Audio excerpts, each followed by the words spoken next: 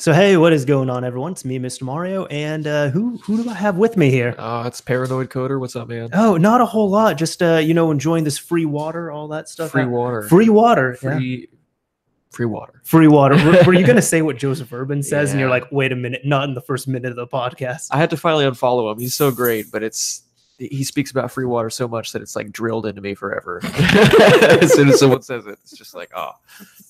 Oh man. Well, it's good to drink free water. That's good. Water's fantastic. Absolutely. Yeah, my favorite drink, personally. Yeah, I drink it all day. Yeah, you staying hydrated? I am actually. I was on a kick for a while. It actually took me like months to get myself to actually drink an adequate amount of water. But it's interesting. I found that like the more I drink water, the more I crave it, for sure. Same here. Your body gets like used to being hydrated. It gets addictive. No idea. Yeah. When I got off my diet recently, because like when you're on keto, you have to just keep your fluids up. But then when I got off, I'm like, I'm drinking about the same amount of water because I've been used to drinking a lot of water for the past 4 or 5 months. Yeah, absolutely. By the way, this is Water Chat now, everyone. We just Chat. officially changed it. So yeah, but no, for real, this is not Water Chat. This is ModChat, the podcast / live stream. Well, podcast first, I guess, that is live streamed originally, and then it's put out and syndicated as a proper MP3 in the proper places. But this is a live stream that myself and Devin, otherwise known as Paranoid Coder, host on here, and we talk about several topics monthly that are happening in the modding scene. So kind of our news recap, opinion, whatever it is, and we hope you enjoy it. Now, if you're checking this out when it has already been done, this is normally something that we do live. So again, we do it live about once a month. If you want to join in, we do it about in the middle of the month, and it's on my channel, Mr. Mario 2011. But if you can't make it out, it's all good. Check out the MP3 at all the proper places, pretty much anywhere on your favorite podcast app, and check it out on the channel here as well. Good plug? Pretty much. All right. Awesome. So what stuff do we have here that we're going to be going over? We joke about Water Chat, but of course, we're most well known for being Nintendo Chat. Yeah, so we're talking about some Switch. Some Switch stuff. Yeah, there's a lot. I think you're underplaying it, man. Oh, I mean, you gotta like something's got to give when you talk about Nintendo this much every single pod. I understand, and it's not our fault either. No. It keeps happening. It's juicy stuff. It is juicy stuff. Yeah. And first of all, this has not been officially outed yet, but we do have a new update that is on the horizon. Yeah, which is funny because the OS name is called Horizon. Oh gosh, I didn't even. You're ridiculous. Go home. Oh man, I try. Yeah, right. Okay. Anyways, so it is pretty. It's pretty interesting. So if you follow Nintendo Switch stuff at all, you probably heard about it. But the 6.0 firmware, or at least a development copy, has been leaked. Basically, it was available on the CDN, I think, right? And people were able to go grab it who was, have the tools to do so. Yes. Yeah. So we kind of got a preview of that, and there was a lot of rumors that kind of came out early on, which I found pretty interesting. Oh yeah, there was a lot of just like unfounded rumors. You mean like the ones we were seeing? Yeah. So if you had followed like the beginning of that, there was, I can't remember if it was a tweet or a Reddit post, but basically, maybe it was a screenshot even. I think it was a screenshot from Discord. Yeah. On a tweet. Yes. That then made it onto Reddit. Yes. So you're correct in like just all the pieces are there. Yeah, no, it was pretty ridiculous, but it had a lot of rumors that basically NSP loading was going to like be broken. A lot of homebrew was going to be broken, I believe. Yeah. It seems like none of that is actually true. That's true so far. So if you're worried about breaking a whole lot of the hacks that we have out there, SXOS or anything like that, I don't think we're going to have to worry about too much of that at the moment. No, I don't think so. Yeah, and it's actually even said here by Hex Keys. Yeah, the rumor of this being a homebrew breaking update were absolutely false, and there are no traces of an active NSP XCI detection system. Additionally, the game card firmware was not updated either, no cart 3 or whatever. Nonetheless, caution is advised for those wishing to update. Yeah. On here, do you want to cover what at least changed, what we have confirmed? Yeah, sure, absolutely. So there's a new fuse, a new key blob index, which means there's new keys that could be discovered in the future. So another fuse is going to be burned, I guess, is what this means. Yep. Is dead. Yep. There's a new sys module that's basically for the save data stuff, the cloud backup that we're going to see probably in the 6.0 update, which should be coming out in the near future, considering. I mean, yeah, because Nintendo Online's coming out on the 18th, right?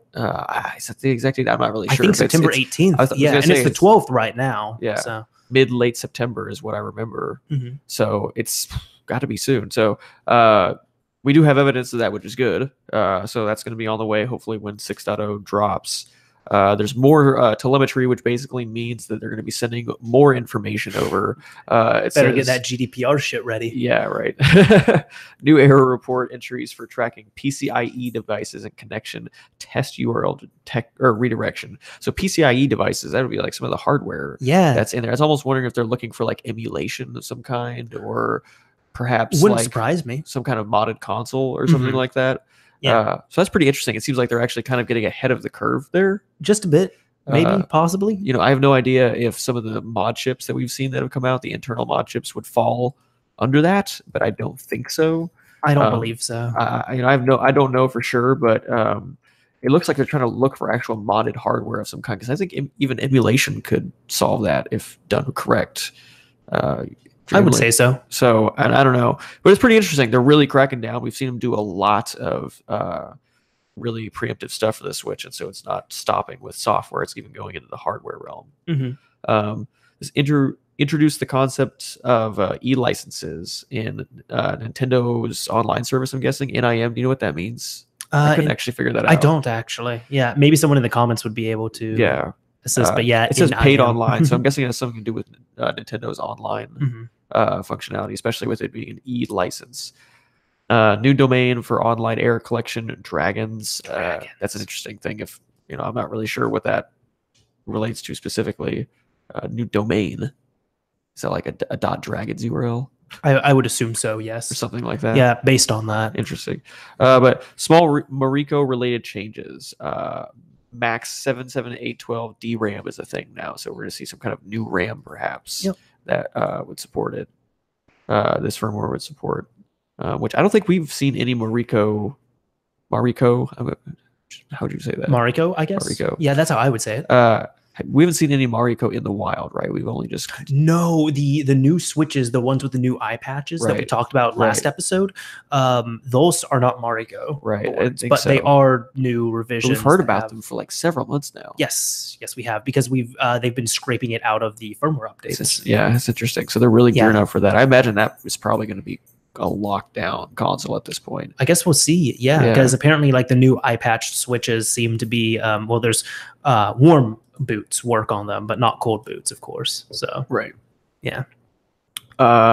anyways, that's pretty much it for the update. I don't know if you have anything else to go off of. I'm good on that. I guess we'll just I'm assuming it's going to come out right before or the day that Nintendo Online comes out. Yeah, probably. Yeah, so within a week we can expect that, I'm sure. Yeah, so it'll be really interesting. So I'm sure we'll talk about it on the next podcast. For sure. And speaking of Nintendo cracking down more on the Switch. Yes.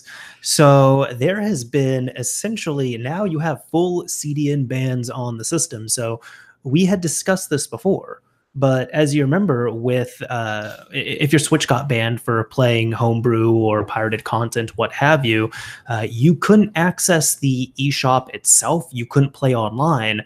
However, you could still download game updates. You could still purchase games for your account on like Nintendo's actual website, and they would download to your system.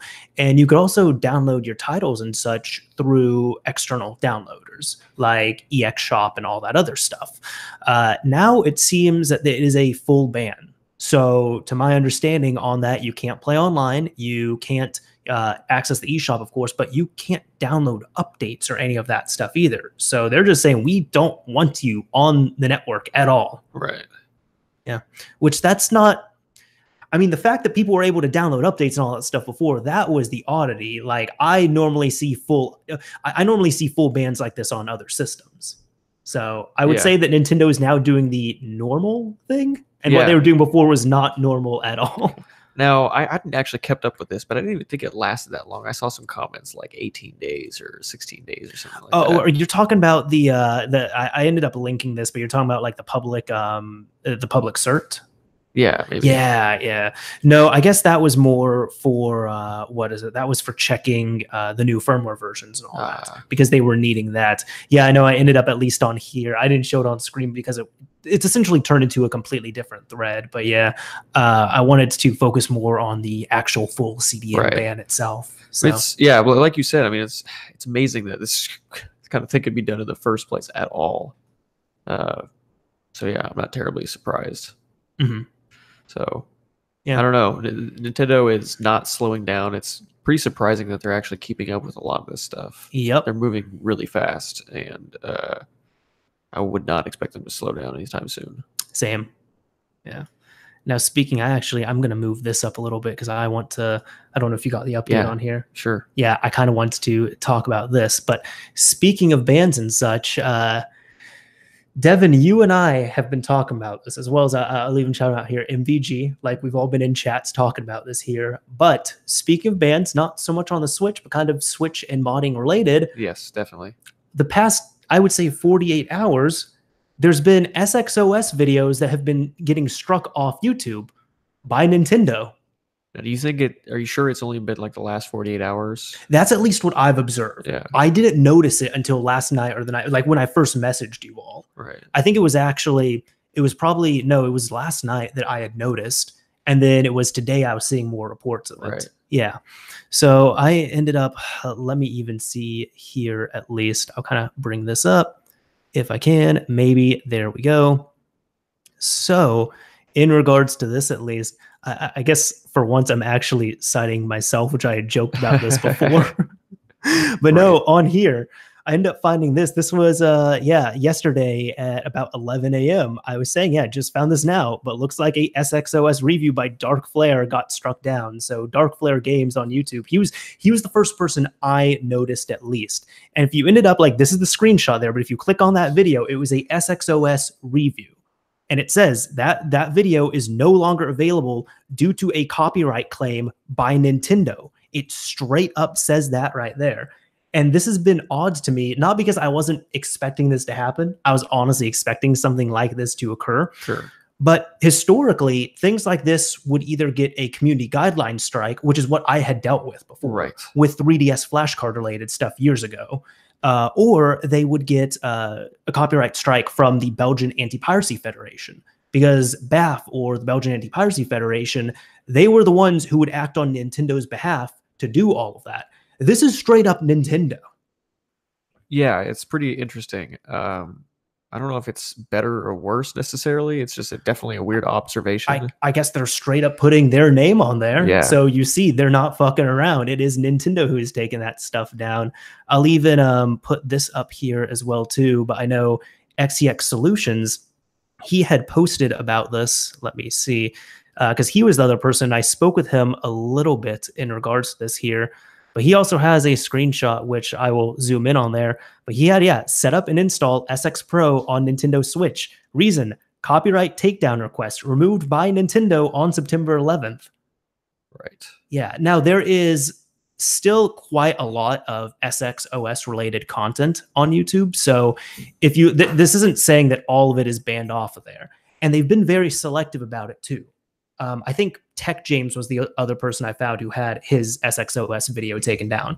But I've at least noticed on all these channels that have had their stuff taken down, it's been like a general review or a general install video. It's only one video. So to me, that's kind of showing they're testing the waters and they're trying to warn people. And I would not be surprised at all if in the next few weeks or the upcoming months, that like we'll see just entire channels get taken down, where maybe some of these channels, again, this is, in my opinion, more serving as a warning of, hey, we don't like what you're doing here with SXOS. We're going to take this video down.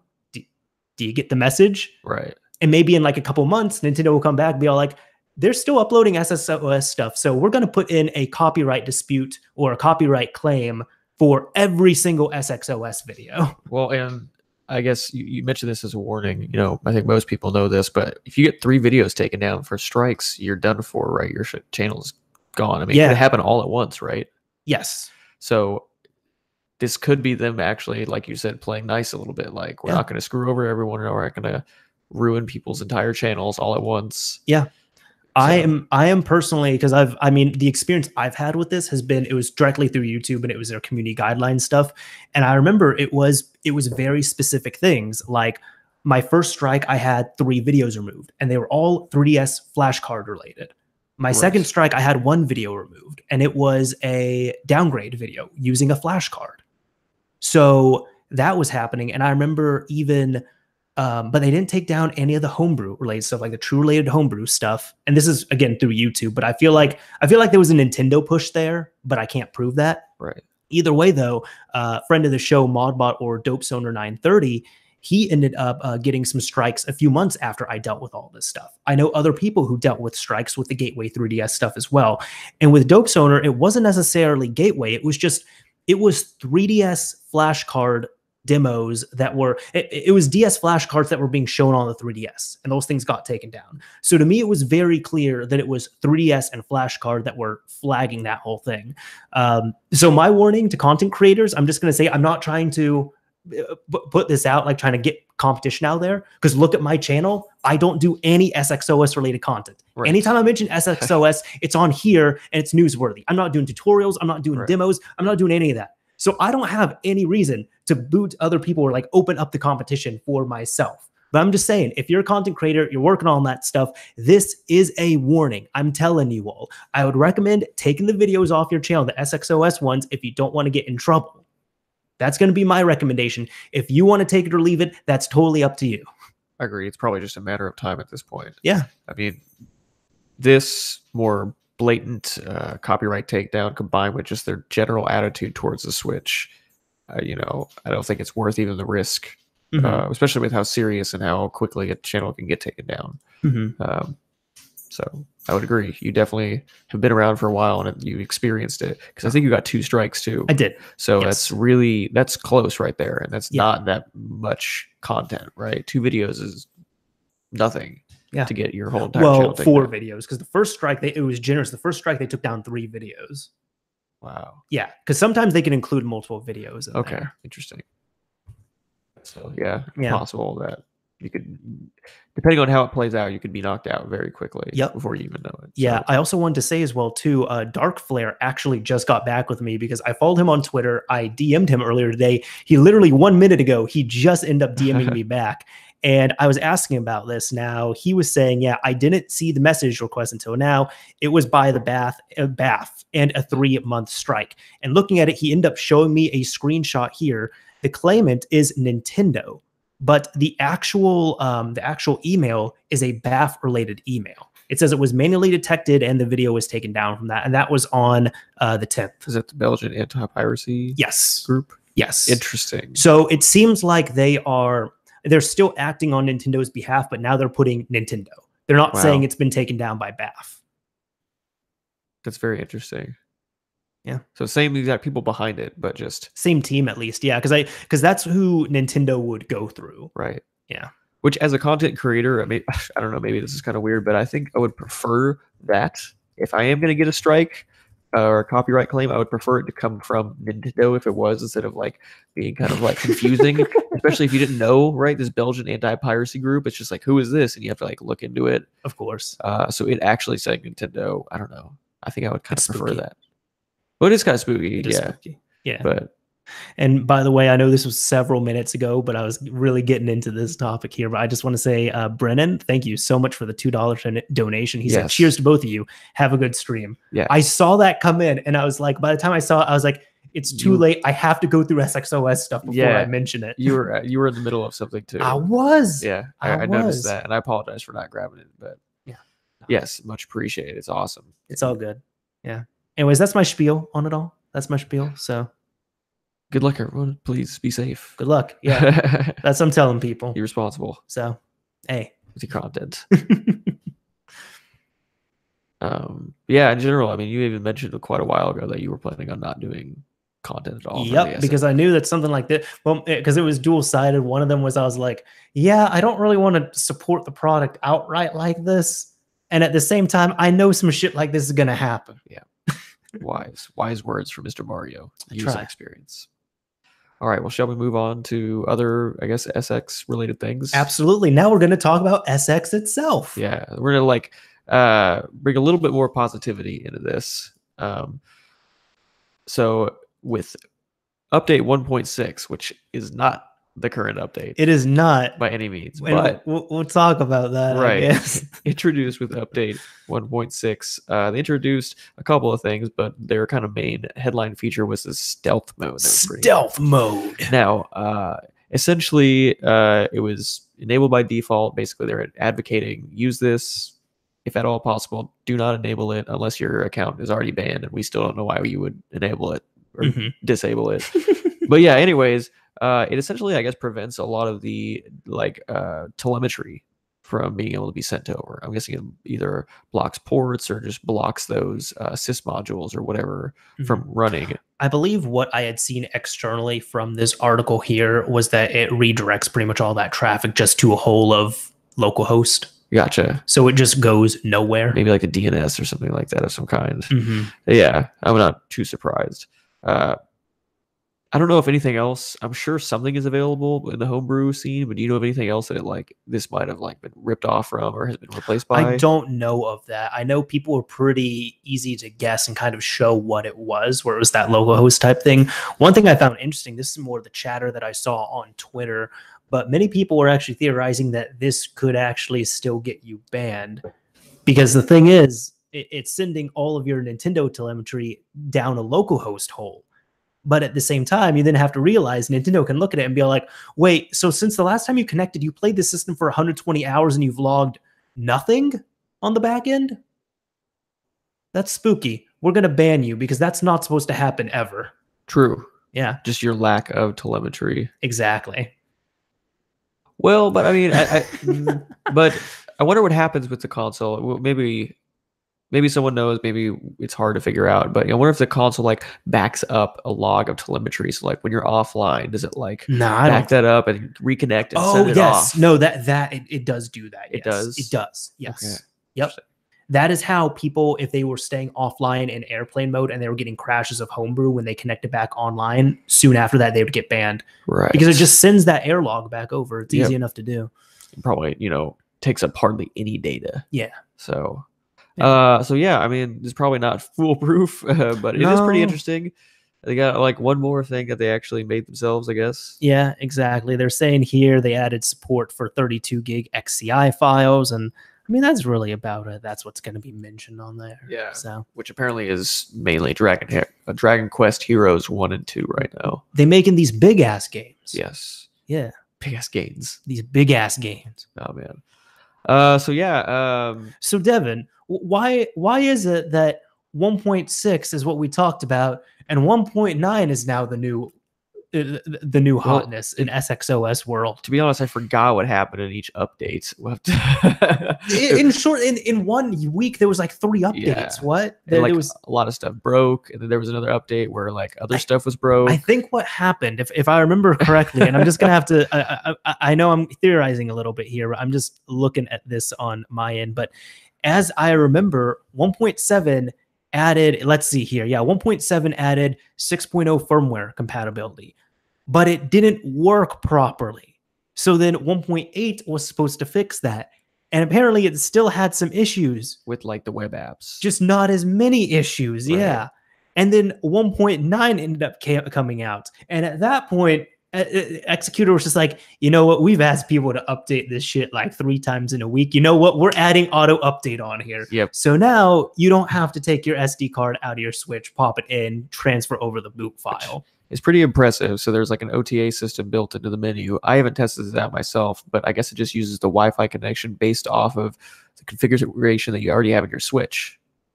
Or is this an NSP file that you install? Do you know how the auto updater works? No, the auto updater, it's built into SXOS. That's what I thought. It's built into that bootloader thing. Yeah. Right. So it just uses the Wi-Fi connection that's set up on your OS. Yeah. Which is pretty cool. So it's actually tapping into the running OS in the bootloader. Mm-hmm. I think that's actually kind of nifty. Mm-hmm. I mean, it's clean. It works out on that. Yeah. Yeah. But yeah, no, I think they really could have avoided all the necessary burns here, and they could have just gotten their 6.0. 6.0, it's not retail yet. It's not even out yet, fully. So it took them 3 updates to get, here they say complete version 6.0 firmware support. Took them 3 updates to do that. What they should have done is they should have started working on their 6.0 firmware support. They should have been testing it a lot, from 1.6. And if any of the advanced users updated to 6.0 early, they'll be all like, you know what? Like, if you want to do it, SXOS isn't supported yet, except for this beta build, whatever, what have you, but that's fine. And then when 6.0 drops, they end up putting out the SXOS update. Yeah. Which would have hopefully had everything resolved. I don't quite understand it either, because you could easily have a separate branch with these 6.0 changes, right? It's not that difficult. Like the way source code, version control management now, it's very easy to maintain multiple branches and stuff like that, and backport features across both branches. It's not that difficult. No. Especially with how little changes were necessary for the 6.0 update. It wasn't quite the game changer that was rumored. Mm-hmm. So it baffles me, and it just, I don't know, like, part of me applauds them for like updating it quickly enough, but part of me is like, why'd you even have to do that in the first place? They didn't Devin, they didn't do a graceful update. No. Yeah. I think it's good that they have the OTA thing in their general. I guess if this is what was required for them to get that in, so. I mean, it's kind of cool. But yeah, I don't know. It was a little bit ridiculous. So it showed kind of a lack of professionalism for sure. Absolutely. Obviously, we've talked about the issues with Team Executor with all this. They're shown that they've kind of ripped off some open source projects. They've done some nefarious things, but in general, it seemed like a pretty like easy to use product. Mm-hmm. And this is like, wow, okay, my respect goes down. Mm-hmm. I guess not respect. That's a hard word to use for them, right? Put some respect on my name, right? Respect. I'm tired of you. I was just like, not putting any respect on my name. You're not even doing the one thing that you should be doing really well, right? Yeah. But anyways, I did want to say, let's see, one person was asking, so 6.0.0, did it kill jailbreaking? It did not. It did not kill like modding the Switch at all. No. It's just, it brought in a bunch of changes. People had to get their own apps and custom firmwares updated. That's all. It didn't kill it. And then Nick said, we are the testers. I agree with that. The general public is the testers. Yeah, right. Yeah. Pretty much. Anyways, moving on a bit. Yuzu. Yuzu's pretty interesting. So we talked about that a few times already. We have, yeah. Yuzu is one of the 2 Switch emulators, I believe. Right. One of the Switch emulators being exclusively for homebrew, as far as I know. Unless you're talking about a different one. Well, no. You're talking about the reswitched one, or? No, I'm not talking about that one. Either way, Yuzu. That's what we're talking about. I don't want to muddy the waters on here too much. My bad. Do we already talk about the other one on the podcast? We have before. Yeah. Oh, gosh. Yeah, we have. So much information. Yeah. What's going on with Yuzu, Devin? Yuzu is getting some updates, which is pretty interesting. They've made a lot of progress. We've honestly, I think I've avoided putting some of this in the news the last couple rounds, because it seems like they've gotten better and better. But it's able to install and use game updates right now. Yeah. Which is pretty sweet. Yeah. And on top of that, I'm not going to try and BS it, because I did not read the big update that they put out yesterday, but apparently they've had a ton new advancements on their CPU, GPU cores, all that fun stuff. And things just seem to be going well in user world. Like, we are actually seeing several retail games booting at minimum. So, which is, I mean, it's kind of hilarious, because it's like, no, this is still not really a super usable emulator for the average person, but it's a lot of progress at a really rapid rate. And I was seeing updates every couple of weeks from them with kind of just screenshots or little video clips of stuff like Super Mario Odyssey working a little bit better. On their website, they even have a bunch of screenshots here, I'm guessing, what the running games are. And there's some, more low-res games like Sonic Mania and Cave Story that look like they are running of course. Well. So I'm sure you can find some games, but yeah, updates is a huge deal, actually, especially because, I mean, hell yeah, with games, I mean, I don't know, you're running a static file with updates, you're actually connecting to the CDN and downloading those. Hopefully we don't see some kind of a ban somehow on the emulator. Or you mean like a takedown or something like that? Yeah, actually, I don't know. Do you know if the updates are actually downloaded from the CDN, or do you install them updates? You have to handle all that stuff yourself. Okay, that makes sense. Yeah, no. This does not facilitate. Like, this is bring your own games, bring your own files, bring your own updates. I mean, obviously, I thought about the games, but I hadn't thought about the updates, to be honest. But that makes total sense. Yeah. So yeah, I guess that's something worth noting. You have to sideload them yourself. Yep. Okay. Just like any proper emulator. Right. So. I've never messed with. I don't think I've used an emulator that's actually new enough to deal with like updates like that. Really? What would be the oldest one? I guess like Xbox? Maybe. Because PS2 didn't really have No, and updates. Xbox, I guess, yeah, that did have some game updates here and there. Yeah, not many. Wii U, I guess, because when I messed with the Wii U emulator a bit, but I did what was it? I just did games, like only games, like vanilla 1.0 versions of games. Yeah, no. Yeah, I didn't sideload any of the updates on there. So. Interesting. Yeah, I never really thought about that, to be honest. Yeah. So yeah, users getting updates, definitely something to keep an eye on. But we'll be coming here as soon as it gets to be like extremely stable with a big handful of games. We'll definitely be talking about it for sure. And I'm sure we'll see that within the next like 2 years or so. Yeah. So I know it's still early into the system's life cycle. So I just find it really funny whenever there's some people that might rag on emulators. Like it happens every single generation. Like you see a new emulator come out and people are like, oh yeah, no, this emulator is horrible. Like who'd even do that? It runs the game at 1 or 2 frames a second. It's like, do you not like like the Super Nintendo or the N64 emulator you have sitting on your flash drive? You realize that was a piece of shit at one point, right? Yeah. And in some aspects, it still could be. I'm kind of more looking at the N64. Right. But it takes time to do this shit.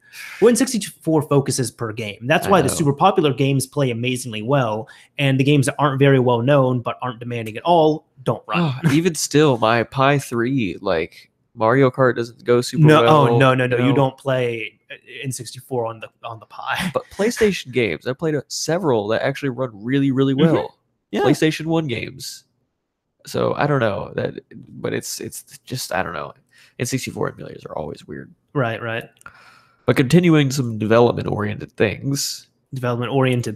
Yeah, so libnx, which is kind of like an open source library to access a ton of Nintendo Switch stuff for homebrew development. Basically gets OpenGL support and hardware acceleration support, which is pretty sweet for homebrew developers. It is. Now, Devin, what is the stuff that we could see from this? Well, so hardware acceleration, basically, up until now, everything's running on the CPU. Correct. All the homebrew, which I'm guessing emulators included. Surely, right? Surely. I don't know how otherwise. Maybe someone can answer in the comments. I don't know. But I think all the, because even RetroArch, right? It's running kind of like I believe like a containerized version of Linux. I believe so. I don't see how that would be able to have hardware acceleration necessarily. But basically, hardware acceleration gets you access to the GPU and other bits of the hardware itself instead of just being able to run instructions on the CPU. And obviously, consoles, especially ones like this, probably have a much, the CPU compared to the GPU is going to be much slower. Just like you can build a gaming PC and put a really fat GPU in there. You don't necessarily have to have like the highest end CPU. That's true. So game consoles often kind of go that route too to cut costs. So there were some demos. I can't remember the developers. I saw a couple developers on Twitter where they were showing off like some 3D animations, essentially just some basic homebrew, but some really, really high res 3D animations that were, rotating around that had probably 60 frames per second. And the shit worked. Yeah. So what are we going to see of this? 3D games, maybe some current homebrew that just performs better utilizing the faster hardware that we can get access to. Maybe some just different homebrew accessing hardware functionality that we couldn't get before. But yeah, OpenGL, getting access to that, OpenGL runs so many things. It's a very common thing to program for, so it's going to open up some more development. Perfect. I'm happy to see it. Yeah. And libnx is like pretty standard. It's pretty much what, I believe ReSwitched is behind it in general, or heavily involved at least. So yeah, it's pretty sweet. So, yeah, excellent. New homebrew stuff. I don't think I have seen any. There's some examples here, but I don't know if I have seen any like major homebrew that has come out that really utilized it yet. So maybe we could talk about some stuff next podcast. We could find something cool. Let's hope so. We'll see. For sure. Let me go ahead. I'll grab this one here. Yeah, absolutely. Yeah. You might know a little bit more about me. Sure. About it than me. Sure. So we're going to be talking about Modchips in regards to Switch for a little bit. And I have a bit of a surprise on here as well, too. But in short, we're going to be discussing at first here Let me find this SwitchME. So this has been a talked about mod chip for quite a bit, and just going off the GitHub here, I believe this was by 2 people from Rebug. And here it's saying, in short, after wiring the SwitchME, you can access the bootloader by connecting a USB-C cable directly to the switch. Make sure you have a compliant USB-C cable first, though. Compliant cable will have a 56K ohm resistor. That's all about the wiring, though, in short. Really, with the actual chip itself, this is just going to be a more manufactured, out there, less DIY capable chip that you can install in your system, and you'll be able to drop payloads regularly from it. You'll be able to do auto RCM essentially without auto RCM on there. Right. Not have to deal with the jig, not have to deal with, a manual payload launcher, all that stuff. The main exciting thing about this is, again, it's from the Rebug team. It's been tested quite a bit, thankfully, and also just going to make everything more convenient on it as well, too. I know we've seen several, we've covered them here. We've seen a internal SX Pro install. Yep. We've seen internal Trinket M0 installs. Yep. So this is something that has been shown specifically for the Switch. This has been designed for that completely. Right, a custom board, and quite a bit of code here, and instructions and information in general. Yes, yeah. So it's not going to be for the faint of heart. Yeah, not at the moment. Mm-hmm. It is nice, though. Here, they have a bunch of shout outs to many of the scene members at the bottom here: Cyrez M, Hex Keys, Nate Wirt, etc., etc. Mm-hmm. So it definitely seems like they're being very community oriented, not just some money grab like the SX absolutely kind of thing. To be blunt about it, but yeah, it's pretty cool. And just to be clear, this is like the Rebug firmware that we heard about, or the Rebug chip. This is the Rebug chip. Yeah, yes. I was gonna say they don't have the firmware, but we talked about this like maybe 2 or 3 several episodes ago. Yeah, when it was still in development, it was like just announced. So it's pretty neat. Absolutely. I did find, I don't know if you want the URL, but there was a picture that I found on their website. You did. Let me see. I'm just looking at, here we go. I end up finding the SwitchME. I just wanted to show a picture of the install as well, too. Absolutely. Yeah, this was linked actually on that page there, too. But kind of shown here, this is a really good thread on GBA10, which I keep using for this episode of the podcast. But no, here, as you can see, that is the actual layout of everything. That is the chip right there where it's supposed to be set up. And it could be anywhere from 4 to 8 wires, depending on what you're wanting to do. Interesting. I hadn't seen actually the different wire options. Do you know what the differences do? Oh, here we go. I don't know fully off the top of my head, to be honest. Interesting. Yeah, I just know if you want, like, at minimum, like the payload dropping, what have you, you can have that. But then if you want, the essentially the auto RCM without actually doing auto RCM, you can do the full wire install. Right. Okay. Interesting. Yeah. I hadn't read that part, but it's pretty cool. It is. It's something that, like, if I had enough free time, I would totally experiment with. I think it would be pretty sweet. So you're saying you're not going to experiment with it? I don't know. Okay. I'd love to find the time. Because this is going to be something special. We ended up receiving a package from one of the people who was in here. It's actually big shout out to X41. Yes. He ended up hitting me up a while ago because he was working on his own mod chip as well, too. That's right. It is quite similar to this. So I had no idea these were here. Yeah, I didn't tell you on purpose. I didn't tell you. But yeah, no, he was asking if we wanted some, and I was like, if you want to, sure. So big shout out and thank you to X41. I told him I had not opened this yet. I was going to check it out on the podcast here, and he included 2, one for me and one for you. So shout out because he's right there in the chat too. Yes. Oh my God, this thing is small. Holy crap! There you go. Check yours out. That is tiny. That is tiny. I wish we had some kind of a ruler or something, because this almost seems smaller than the SwitchME. Let me, you know what? Let me get a game card real quick. Yeah, I could do that. Hold on, I'm gonna have to step away. Lily, no, stop going under the table. In general, this looks like it's 7 or 8 wires here. There might be an LED. Just do all the statuses and stuff. There's a button on, isn't it?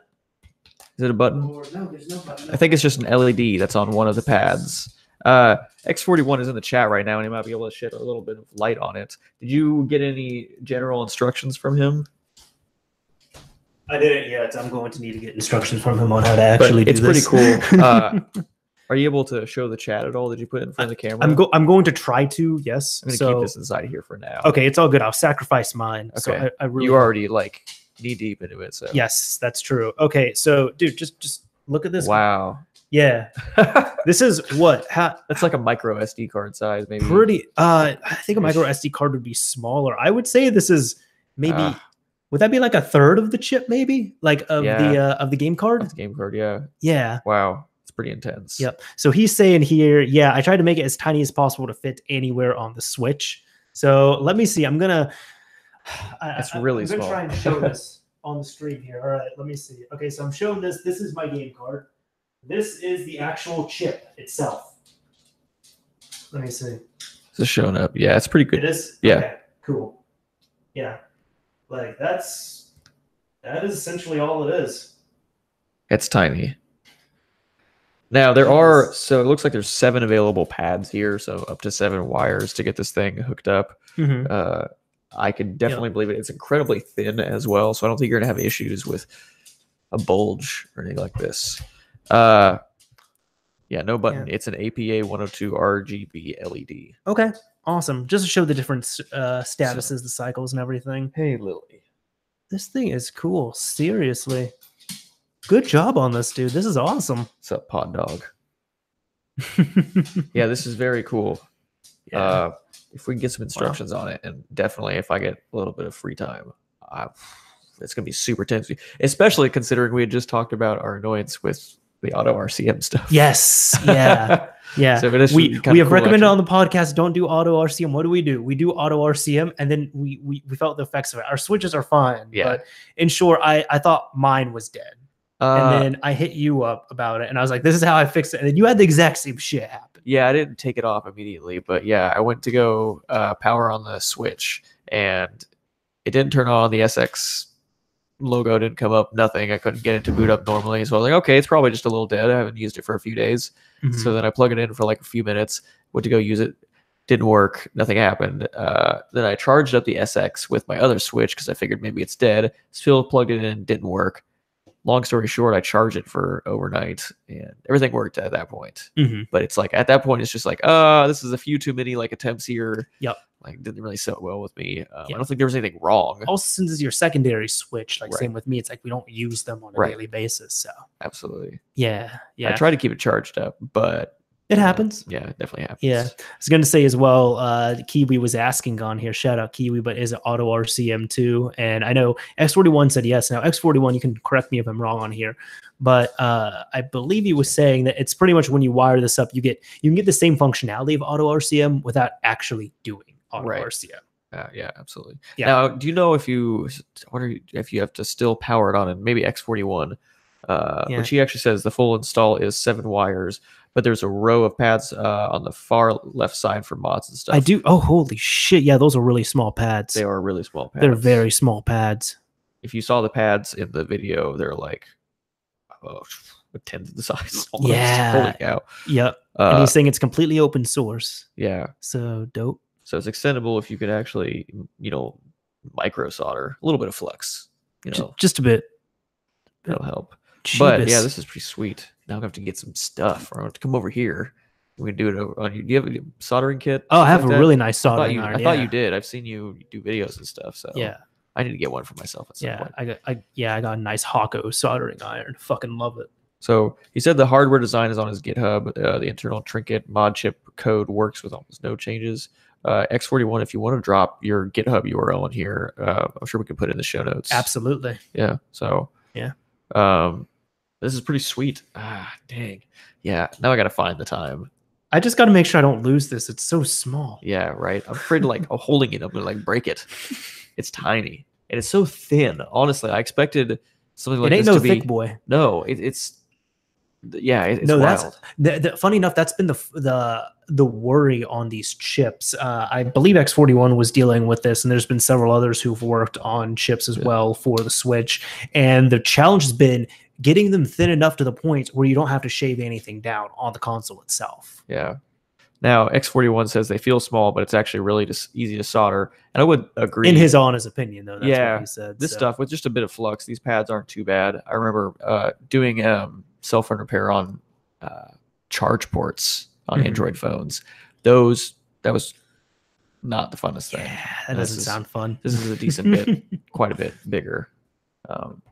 So a little bit of flux, you'll be fine. Yeah. You've used flux on your stuff before, dude, right? I use flux on almost everything. Yeah, good. So, I I put on my sandwiches, man. It's great. Ooh. Yeah. Have you ever watched Louis Rossman's videos? Yeah. He puts so much flux. Hey, man, it makes everything easy. It does. He like drowns it. Drowns it. No, people try and shame me for it too. They're like, you're using so much flux. I'm like, what is wrong with making this easy? It's true. What's wrong with making this easy, dude? It doesn't really, I've never, I guess, especially after his stuff, I haven't seen a negative from it other than just a little bit of cleanup. Even then, it kind of just evaporates after a while. So that's true. Lots of flux. Oh, boy. Yeah. But that is so cool. Thanks again, X41. Yes, thank you so much. Yeah. I can't wait to bust it out and hopefully not break my Switch. Yeah, but busted everywhere. I don't know where I haven't looked at where you soldered this onto on the Switch, so hopefully that area is pretty easy to get to. Well, pretty easy. He ended up sending me a diagram of it before. Let me even check if I can bring it up on here somehow. Slacking. My bad, man. Shout out Discord, just pushing 5 updates all at once. Good God, I'm opening that because I know he sent them to me on there. Yeah, sure. Yeah, this sigh. Okay, while that's all starting and all that fun stuff, let me see. Actually, no, I'm not going to be able to load it on here. Oh, well. The last thing. So we have a guide update, but it's not the guide. No. It's a really nice one, though. It is. It's cute. And I like this. I like this trend of like really nice guides. Same here, man. We need this. So let's say you have your setup or you get one of these little trinkets. This wouldn't necessarily, I guess, be for the trinkets. Well, you wouldn't load it onto it, but that's true. Yeah, you could load up, ReiNX. Yeah, that nice fancy custom firmware we talked about that came out, I guess, around the time of our last podcast, right? Yeah. So now we had talked about that there was an outdated guide. There was some GitHub stuff. Yeah, and when we're talking about the guide, we're talking about like the 3DS guide, the Wii U guide, the Vita guide, now the Switch guide, and the Switch Hacks guide has not been updated. I was going to tell you this before the show too because we discussed it. I personally think that Plyset, I believe that's his name. I believe that he's holding out for Plylect. Okay, I don't say it out loud because it's usernames, but I believe he's probably going to be holding off to update it until Atmosphere is like fully done, ready to go. I would say, probably. Yeah, just to have that standard. Well, and it's kind of one of those things where it's like he's probably planning on going with the Atmosphere. So does he want to like promote ReiNX for a little bit just to have the guide switch? Not that he wouldn't want to like support ReiNX at all. I don't know, but I doubt it. It's probably more of just keeping things simple and not wanting to change it up. And, no, exactly. That's what he's going after. And I was just thinking back to the 3DS. Sticking with Luma 3DS, I think has done really well for them. Just in general for the community, I guess. Sticking with one thing, knowing one thing, updating one thing. Yes. Not having to relearn. Yeah, absolutely. But now, as we've said, the guide has not been updated, but there is a guide available, and it is for ReiNX, and the site is ReiNX.Guide. Very simple to get to. Yes. It has all these notices here as well. Like this is one thing that's been kind of spooky, but it says, exFAT SD corruption warning. We are looking into trying to prevent SD card corruption. Please stay tuned, which we didn't even dedicate a segment on this. And I don't think we really need to all that much. It's more right now. If you have ReiNX and you're using exFAT on your system, there's just random SD card corruption. And they don't really know why, but people are trying to figure it out. So that's what's happening right now. But either way, I followed this guide. Yeah. I personally followed it. Cool. So it's really easy to do. Again, you can do all this stuff. So for example, we'll run through it together on here. So the first time setup, cool. Let's do all this. It breaks down. You need a Switch. Well, gee, who knew? I love the snark on this guide, by the way. There's a lot of snark all over. Do you know who actually wrote this? I believe it was Ray himself. I have to look. I'll look while you go through it. Let's see. I didn't find the thing on there, but either way, no. So it goes through all the stuff you'd need. It breaks down how to do payloads, all that other fun stuff, how to get into RCM. Then when you get started, essentially this is all the stuff that's available. You download all this stuff. you put it into places, you push in your payload using whatever method you're going to use. And then to finalize your setup, it breaks down, hey, this is how you dump your NAND boot 0 and 1 files. This is how you do a full dump of your NAND. This is how you can use auto RCM. And the cool thing is with this too, there is a ReiNX toolkit, which is a actual piece of homebrew where you can launch the homebrew menu, open up ReiNX toolkit, and you can do all that stuff from there. And it is incredibly clean too. It looks just like any other Switch app. Wow, nice. It's awesome. Yeah. And then I think the last thing it was recommending, no, let me see. Okay, here, it was also recommending Checkpoint and NX Shell. So, gotcha. Yeah, no, I would highly recommend this. Now, I have been wanting to set this up actually, because especially after right now my Switch is set up for the SX OS, and after there are several updates where I didn't even get to 1.6, and I was like, nah. After like all that, I was ready to try this out, and I was glad to see the guide. Mm-hmm. I haven't gotten to it yet, but it looked like, so one thing that was interesting as I was reading through this, there was no SD files that you had to put on there, which I know was a thing that was needed for it in the past.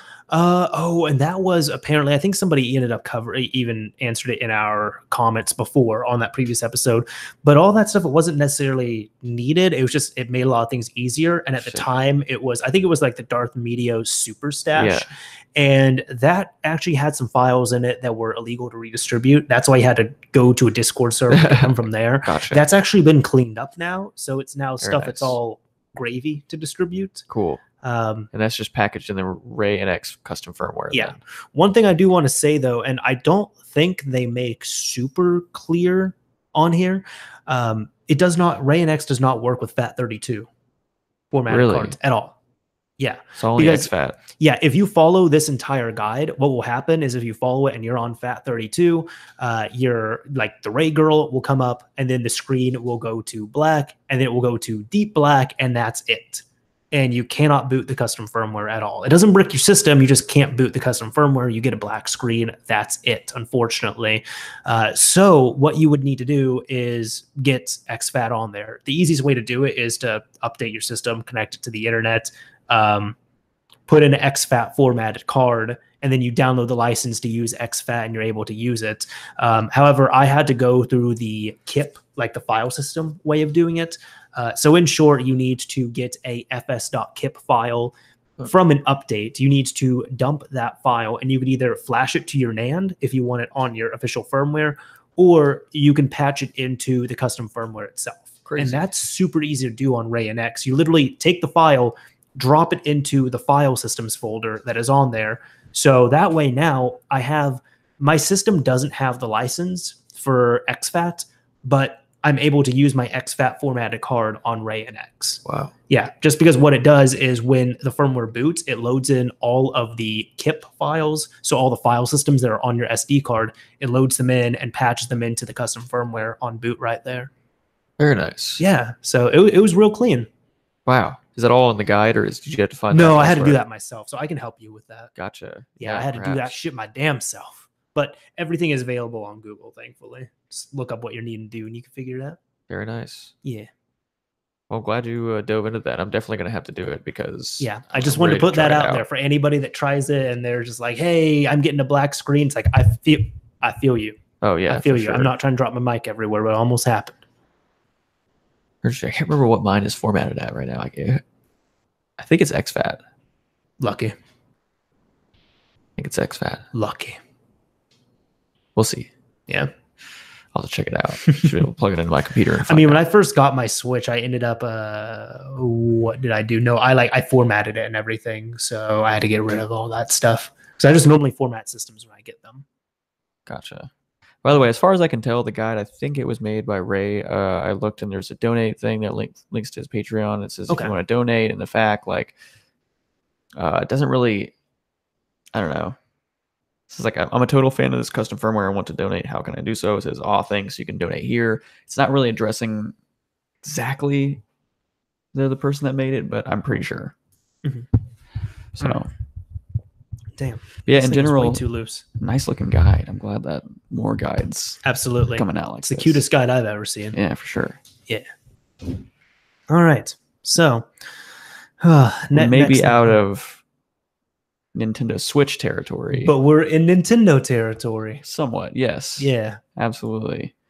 So, have you ever messed around with the whole Nintendo Essentials for RPG Maker? I never have. Have you? Or Pokemon Essentials, I should say. No.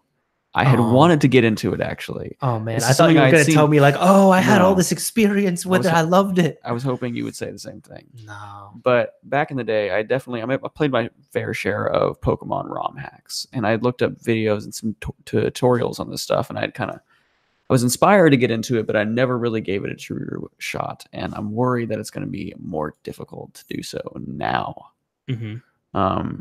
So it seems like, I guess, I didn't actually see this. Do you know if it's Nintendo or the Pokemon company?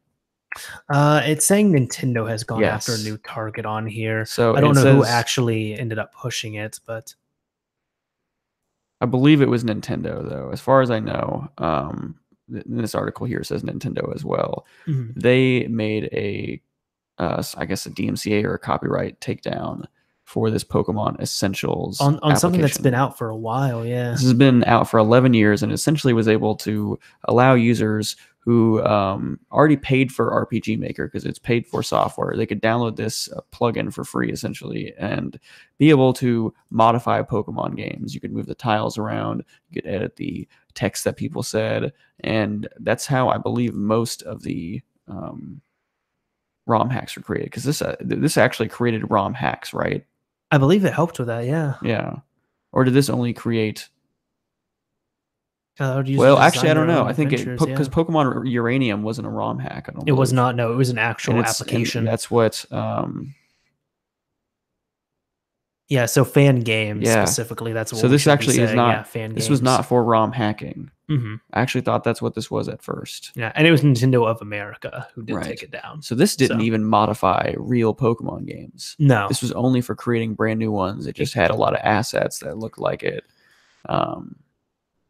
Okay, I actually didn't realize that. Because there are tools available. I'm kind of curious about looking into those now. There are tools available to help like you actual ROM hacking tools for Pokemon stuff? Yeah. Yeah. I thought that's what this was at first. But that makes sense that it's an RPG Maker plugin. Anyways, this has been out for a long time, and it's been taken down essentially, or there's been a copyright notice, and all references have been taken down to comply with it. Because you kind of have to. Yeah. It's not really worth it fighting a company like that. No. Also, a lot of times these are hosted on external websites like YouTube, GitHub, whatever it is. Right. And so they're just going to just get rid of it. And not the files are hosted, but I'm just talking about like YouTube in general, like for that. That's how I actually had this discussion with Kiwi today, but I was saying like that's how YouTube ends up staying neutral and they stay clear. Right. They're just the messenger. It's like, oh, we received a copyright notice on this. Okay, here. Like they don't really have a say in it, because if they have a say in it, then at that point the company could go after YouTube. And I've seen plenty of stuff getting taken down off GitHub as well. And yeah, GitHub doesn't care, you know. Yeah. Especially now it's owned by Microsoft. Well, I guess they comply. Right. Yeah. Because if they didn't care, they would just leave it up. Sure. They don't care about you as the in-person in that sense. Now they're owned by Microsoft, so that's not going to change anytime soon. They're going to be even more compliant, if anything. So yeah, I mean, this is a bummer. These games, this software was given away for free, so no one was profiting off this.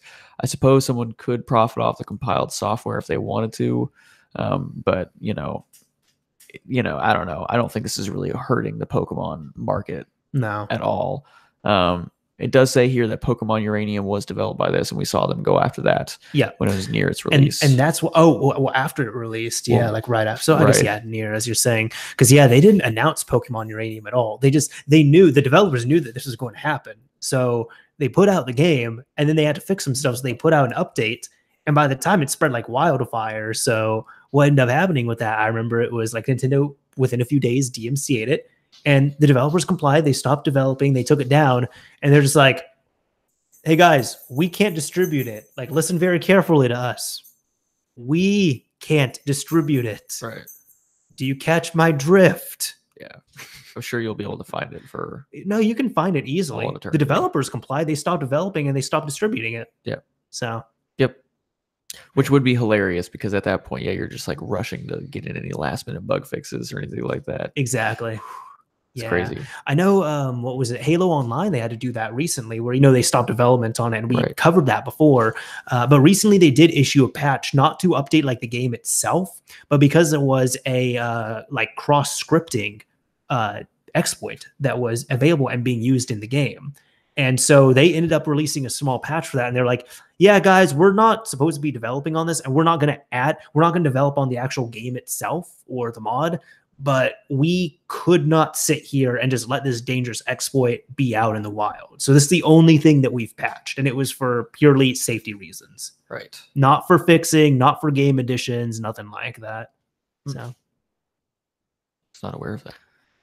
Yeah, it was very quick. We never covered it on here. I just saw it because I was following it. So yeah, absolutely. Yeah. So yeah, this is a bummer. I'm not terribly surprised with how Nintendo has handled stuff in the past. It just stinks that a project like this has been around for so long. There's something happening with Pokemon. Yeah, maybe. Yeah, that's normally what happens. If something like this happens, I'm like, you're doing something with Pokemon, aren't you? Yeah.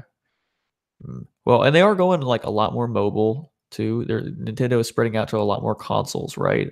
Yeah. So a lot of these third-party things were on consoles that Nintendo normally couldn't or didn't play with.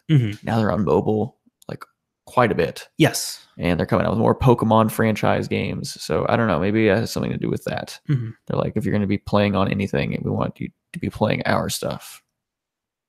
Who knows? But it is kind of a bummer. Just a bit. It's nice that this has been around for a long time to an extent, though, because there's plenty of content made with it out there. So if you want to play some of these games, you'll be able to find them if you look hard enough. If you look, yeah. Yeah. Speaking of bummers, we're just going from depressing news to even more depressing news. I don't know. You say that, and I get it, but like it was kind of, it was almost like I don't know. I felt kind of warm fuzzies. Really? To an extent, yeah. Interesting. I'm going to want to know your take on that. But the thing that we're covering here is, of course, one of the things that is in the title of this. It is the PS2 support being dropped. I want to say, I call it long-term support for the PS2. Long-term. Long-term support. Yeah, because the PS2 came out in 2000 and they stopped manufacturing it in 2012, and it's now 2018. And Sony has said that they've stopped supporting it. Yeah. Now, some people might be saying, bro, like, yeah, they stopped making games for it. They took the online service offline. What's going on with this? Well, Japan was the last territory where they were doing any type of servicing. And going off the Kotaku article here, they were saying, yeah, Sony Interactive Entertainment's aftercare service for the PS2 in Japan is ending. While the console has been out of production since 2012, Sony Japan continued to service to the game machine. Nice. Keeping it alive. Sony is now pulling the plug. And yeah, Sony Japan asked PS2 owners to fill out online forms by August 31st to have their consoles fixed one last time. PS2s that arrive. I know. PS2s that arrive at the PlayStation Clinic Service Center after September 7th will not be serviced. So if you're hearing about this now, it's too late. I mean, you can fix this stuff yourself and everything, but yeah, man, I thought that was crazy that long-term support was going on. And I guess I don't know what other consoles it really compare to, honestly. Well, I know Nintendo is known for servicing their consoles for a long time as well, too. I guess I just think I saw this and I didn't really realize they were still doing that. And I'm so used to technology these days being so disposable. Yep. Things are designed to last like a couple of years. And so just seeing them even like supporting this and working on this and continuing to produce parts and stuff for 18 years. Yeah, I know. 18 and a half years. Really. I was going to say, yeah, because somebody was saying it had a good run of 17 years. It had a 18 and a half year run. Yeah. 18 and a half years. That's crazy. That is so long for just disposable technology these days. You know, I guess that's the encouraging part for me. Is like, I don't know. I can't say whether our consoles these days is going to be the same way, but that surprised me in itself. Yeah. But yeah, it is poured up for the PS2 in here. Yeah. Oh God. Oh God, that's wet. Yeah, I felt that splash over here. Are you wearing socks? Yeah, it's fine. I'm sorry. Lily is very concerned. Yeah, she is. Lily, there's some water. Lick it. I'll clean that up after the show. Yeah, if you were seeing this now, especially in Japan, or especially like elsewhere in the world, you're going to be fixing those consoles yourself. Yeah, which people have been doing for a while. Of course, plenty of guides out there. Yeah, ways to clean it and stuff like that. Yeah, I thought it'd be worth mentioning this as well too. But the PS2, I decided to take a look at this. It is not one of, it is the best-selling console ever. Yeah. It has sold over 155 million units worldwide. Which I think the second console is actually the DS, which sold around 150. Yes. Yeah. And funny enough, it's like, and that one I would even classify into handheld. So the Nintendo DS is the best-selling handheld system, but the second best-selling actual home console is the PlayStation. Right. And but even that was about 100 million. Yeah. And so that's like a 50% increase, which is crazy. Yeah, dude. Well, you remember everyone had a PS2. Yeah, everyone had a PS2. It destroyed that generation. Yeah, truly did. It's amazing that the Xbox was able to come back so strong, to be honest. Yeah. But yeah, it's a sad day, but yeah, pour one out at home. Yeah, I poured one out at home. You all saw that, so. Hey, I mean, look, Sony's like kind of back on top right now too. Exactly. And they know it. That's why they're just like, we're not gonna share with Xbox. Yeah, Xbox is like, come on, we can do cross-platform play. It'll be good. And Nintendo's like, yeah, we can do cross-platform play. And Sony's like, yeah, you know what losers do? Cross-platform play. Well, I remember their statement or whatever. I'm not going to quote it, but it was something along the lines of like, well, we just believe that the PlayStation is just the best place to experience games. Yes, they said that. Like, dead ass, they said that. Like the president or some kind of, or like some head of some, one of the departments. It was just like, oh my gosh. Basically, everyone else sucks. Yep. So everybody sucks. Anyways, continuing on with some PlayStation stuff. We've got some new Vita news. We do. Including a new update. Yeah. People have been asking for this for quite a bit. I don't know how long we're going to talk about this because, I have a few things here, but it's not like I think people were making this out to be a bigger update than it was. I don't know. But 3.69 is out for the Vita. And as some people have said, that's a very nice update. 369. Nice. Real nice. All jokes aside, though, All jokes aside, though, the previous firmware was 3.68, which we had covered on here before, and we said the cool thing was with that meant for that time that every single PlayStation Vita, PlayStation TV, Vita TV was exploitable with H Encore, which was absolutely fantastic. That is no longer the case. If you take your Vita family system and update it to 3.69, you can no longer run homebrew on it. You can no longer install or run H Encore or Molecular Shell or what have you, or Hinkaku. You can't do any of that stuff.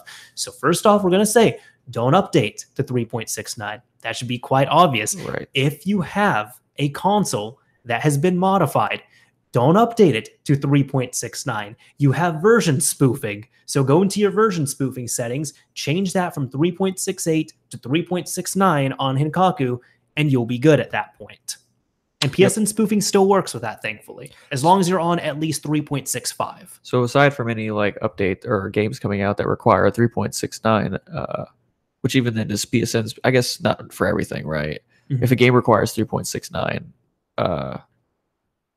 you can't get around that, right? If a game requires 3.69, then the game cartridge can be dumped. But I don't know with Let My Die with that new one. I don't remember if you can fully. I know that's to decrypt games. Like as long as you can decrypt a game on a modded system and dump it, you can play it down to 3.60. Right, I remember with the that proper now. Stuff. Yeah.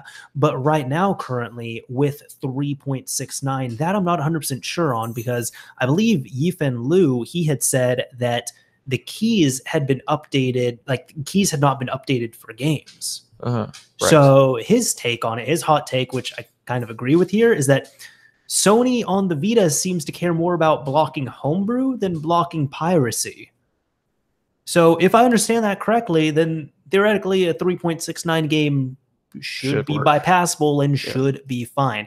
I really doubt we're going to see any 3.69 required games come out. So we'll see. It could be one of those things. We've seen this with the PSP a few times too, where they just try to have one last go after a while, just even if it's not that big of a thing, it's just kind of blocking an entry point or something like that. I think the last PSP update, because we went from 6.6 and then 2 years later we got 6.61, and if I understand correctly, that did block out one thing for custom firmwares, which people ended up fixing within a few days. But it was more to remove a few features. Right. Yeah.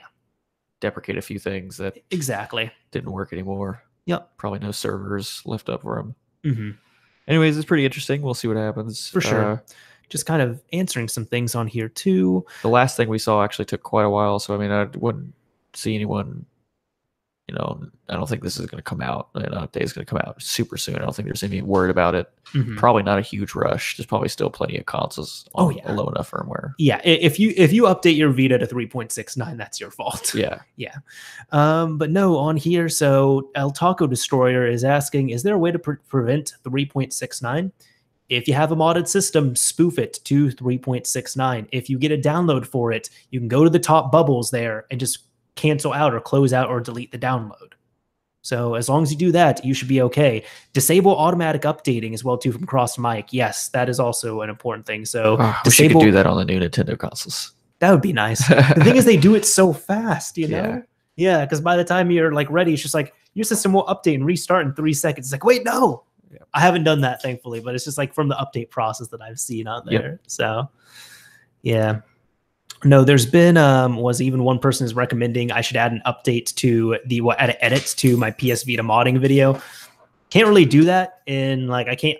It's not worth the re-uploads to me, and it's more something I've covered in the comments and in the video description as well. So I even kind of mentioned it in that video too. I'm like, yeah, this will work right now up to 3.68. Right now, 3.68 is the latest firmware. I mean, I've had like my 3.6 videos from before, and they seem to be fine with this. This is a console update that blocks out a certain piece of homebrew and prevents it from being modded. So at least for the time being, this is nothing new that's been on the channel at all. Right. Yeah. Oh, well. So that's the Vita news. Yep. Yeah. We do have one more round of updates. Yeah. Would you like to take this one? Sure. Because we have another console that's been updated. Yeah. This was a little bit surprising. I guess I kind of mentioned it, not even thinking about it a little bit. Yeah, because I was like, are you transitioning or not? No, I still have things to say. I wasn't transitioning, actually, so you were good. You weren't even transitioning. Damn. Your dog's foot's very heavy. Oh, yeah. She's a fat dog. Foot's on my foot. She is a fat dog. Ignoring all that, the Wii U actually got an update. I don't know how long it's been, but it was a while. A while. Yeah. Long time. Now, the odd thing is that they didn't really do anything. I think it was because Oh, gosh. I had you on the podcast when that update came out, right? Because we read something from Tavin as well, too. Yeah. No, so it's been well over a year. Oh, man, I wouldn't be surprised. Yeah. Now, you'd think with this, they would patch like whatever little entry points that they have, but I don't know. Maybe they just got themselves in a corner on those because all the same entry points are available. Basically, everything is still the same in terms of Wii U hacking. Mm-hmm. There was very minor stuff. Here, Ash, who is a newcomer on the podcast, I think. Yes. Quark the Awesome. Quark the Awesome on Twitter. Yes. Basically said Wii U's update, there was no changes to anything interesting. The European regions have some changes to the home and system settings. There's a few other SSL certs that were added. Nothing crazy. Basically, there was one little thing where cold boot hacks chi would fail to work from a cold boot or whatever, and you could just reinstall it and then it would be fine. Mm-hmm. But I didn't see any updates to the guide for this, ReiNX.Guide. Oh, there's nothing, not even a mention of 5.53? I briefly looked earlier before I came over, and I did not see. Yeah, let's double check that before we're spreading fake news. All of the information was the exact same from what I saw. Okay. Let's see. On the main one, nothing about the new update. Yeah, let me see. What was the update? Was it 5.5.3? 5.5.3, yes, sir. So yeah, on the guide, it says this guide will work on all Wii U devices in all regions on version 5.5.0 to 5.5.3. Yep. So I mean, I looked and the instructions all seemed exactly the same as well. So no changes really. For sure. Yeah. In short, this seems to be more a GDPR thing, as Nicholas said, and I know a lot of people were theorizing on that too. So even the Wii U had to get the GDPR update. It wasn't impervious to it. Thankfully, we're not getting emails about that from Nintendo. Oh, yeah. I guess we probably already have gotten one. Yeah. I mean, in short, what we can say that happened is further improvements to overall system stability and other minor adjustments have been made to enhance the user experience. Absolutely. Straight from Nintendo. Who would have guessed that? Who would have guessed that? Who would have guessed that? They're definitely not outside the realm of updating either. I think that this also shows that there is a good chance that there could be more updates on the horizon. Pipeline's still open. Absolutely. But nothing crazy. I mean, there are going to be more updates on the horizon because, like, Horizon OS. Like, you already burned that fuse. No, I didn't. The Horizon OS update's going to burn the fuse. Right. How many fuses do you get, Danny? How many Horizon OS? 11. No, that number's not confirmed. I just made that up off the top of my head. I'm sorry. I feel like didn't they say the number of fuses? I'm sure they did. I just don't know it off the top of my head because Yeah. I don't remember how many fuses or E-fuses are in a system. Yeah. So, oh boy, we started with Nintendo, and we finished with Nintendo. Like a good Nintendo chat should. I think so. Anyways, we are at the end of the podcast here, but it is not the end. This is now the point where we will take questions from you all. So if you have any questions that you'd like to ask us and have us answer on here, we normally do this for the last 20 or 30 minutes of the show. So if you are listening or watching this when it is all done, come out to a live show. Near the end, we normally do this. However, if you can't make it out to a live show, we're sorry. Hopefully the people in the audience might ask what you're wanting to know. Yeah, absolutely. Something along those lines.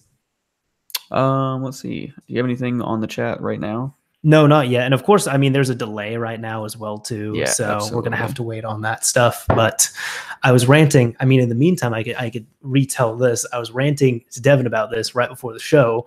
But the Master Chief Collection got patched on Xbox One. I have an Xbox One X.